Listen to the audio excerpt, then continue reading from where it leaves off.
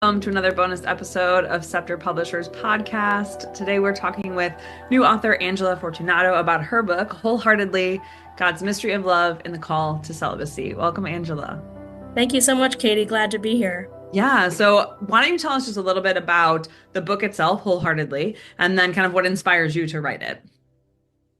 Okay, so Wholeheartedly is about celibacy, as you said, apostolic celibacy in the middle of the world, which is my vocation as a Numeri member of Opus Dei. So it's a very personal book, I would say. It's a personal journey, a personal reflection, personal stories are in it. It's not a theoretical Mhm. academic text.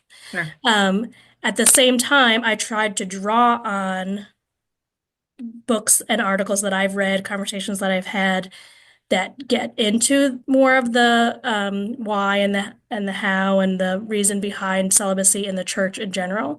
So I've drawn on authors such as Pope John Paul II and his Theology of the Body. I would say his inspiration is largely one motivation for the book Mhm. and background. I've also drawn on some more contemporary authors, some of whom have only written their texts in Spanish or Italian or other Mhm. languages. So another motivation for my book was to get something written about apostolic celibacy in English that Mhm. was approachable to an English reader audience. And then I definitely was motivated by a desire to share a woman's story and reflection on this because from what I've read, all of the sources that I've read on celibacy really are written by men, Mm. mostly by priests. So I Sure. felt like a needed niche in this, within these sources of information would be a woman's approach because, I think it's actually probably more than half of the celibate members of the church are women. So we have a story to tell and insights of a woman's experience living Mhm. that vocation. Absolutely.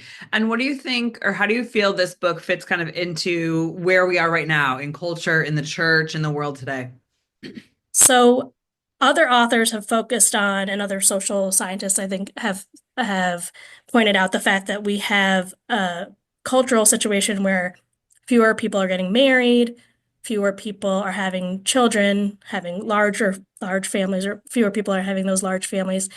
And so, in that cultural context, it makes sense. It's not surprising that we're also have seen a decrease in vocations to celibacy in the church, Mhm. whether that be religious vocations, priestly vocations, or in my case,